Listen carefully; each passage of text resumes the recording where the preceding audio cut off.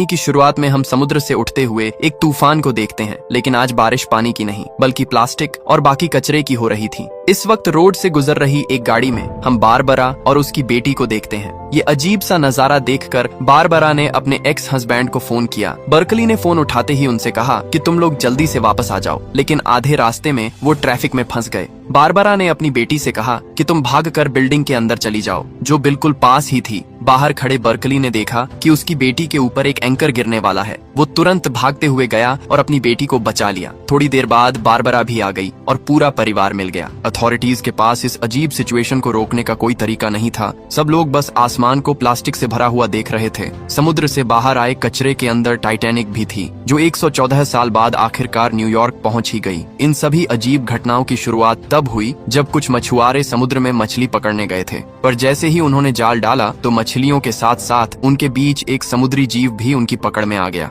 इसके बाद हम बर्कली को देखते हैं, जिसे समुद्र में तेल लीक होने की खबर मिली। उसे ब्रिटिश फौज के साथ मिलकर सफाई का काम करना था। मिशन के लिए जाते हुए वो लंदन से गुजरा ताकि अपनी बेटी करबी को सही सलामत उसकी माँ के पास पहुंचा दे। अपनी बेटी और पिछली बीवी को अलविदा कहने के बाद बर्कली सार्जेंट हेना के साथ एयरपोर्ट गया और फिर मिलिट्री प्लेन में बैठ गया। जल्द ही वो एक खुफिया जगह पर पहुंचा जहां उस समुद्री जीव की डेड बॉडी रखी गई थी। वहां पता चला कि ये जीव समुद्र के किनारे से लगभग 3 मील दूर मिला है। मछुआरों ने जब मॉन्स्टर को जाल से निकलते देखा तो उन्होंने उसे गोली मार दी और उसके शरीर को इंटरनेट पर बेचने की कोशिश की, लेकिन कर्नल ने सही समय पर एक्शन लिया, केस को छुपाया और उस शरीर को खरीद लिया ताकि आर्मी उस पर रिसर्च कर सके। पियर्स कहने लगा कि इस तरह के समुद्री जीवों के बारे में पुराने समय की कहानियों में बताया जाता है। इनकी प्रजाति को होमो एक्वा कहा जाता था। जब साइंटिस्ट ने बॉडी को चेक किया तो उन्हें क्रिएचर के गले के नीचे एक मोती मिला, बिल्कुल वैसा ही जैसा उन्हें पहले मिले हुए स्पेसिमेन में मिला था। समुद्र के नीचे रहने वाले इन जीवों से बात करने के लिए आर्मी ने पहाड़ों में कैंप्स लगाए और एक मशीन से सिग्नल भेजा।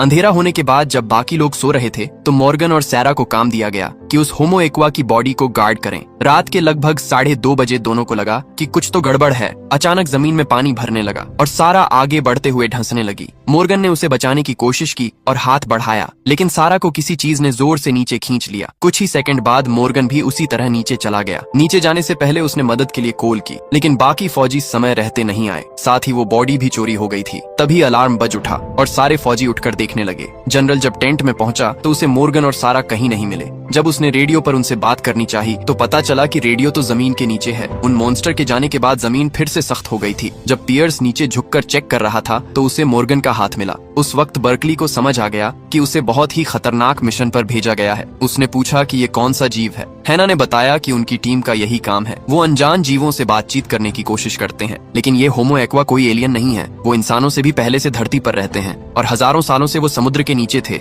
लेकिन अब वो दोबारा से जाग गए हैं और प्लेनेट को वापस लेना चाहते हैं। उस रात आर्मी ने एक होमो एक्वा को बीच की तरफ आते देखा। जनरल ने अपने फौजियों को बंदूकें नीचे करने को कहा, क्योंकि वो बात करना चाहता है ट्रांसलेशन डिवाइस की मदद से। पियर्स ने उस क्रिएचर से बात की और उसे एक मीटिंग के लिए बुलाया। वो क्रिएचर बहुत गुस्से में था क्योंकि उसके एक आदमी को मछुआरों ने मार दिया था। इस पर पियर्स ने कहा कि मैंने भी अपने 2 फौजी खोए हैं। इसके बाद दोनों ने एक पीस एग्रीमेंट किया ताकि दोनों गुट एक दूसरे को मारना बंद करें। एग्रीमेंट के बाद भी उस फिशमैन ने कहा कि हमारे लोग छुप छुप कर जीने से थक चुके हैं। उसी पल दुनिया के हर देश में लोग होमो एक्वा को पहली बार सामने आता हुआ देखने लगे। उनका कहना था कि वो इंसानों से पहले से यहाँ पर रहते हैं, ये उनकी भी दुनिया है। दोनों प्रजातियों के बीच में पहली ऑफिशियल मीटिंग लंदन में हुई। इस मीटिंग के लिए वाटरवे नाम का एक ब्रिज बनाया गया जो जमीन और पानी को जोड़ता है। जब सब लोग अपनी जगह पर पहुंच गए तो केट ने इंजीनियर्स को वाटरवे शुरू करने का आर्डर दिया। होमो एक्वा के साथ साथ 3 और बड़े अजीब से जीव आए थे, एक बड़ी सी मछली, एक जलपरी और एक इंसान जैसी दिखने वाली औरत। थोड़े ही समय में सोल्ट ने इंसानों की भाषा सीख ली और एम्बेसडर की बात को समझने लगी। मीटिंग की शुरुआत में सोल्ट ने बताया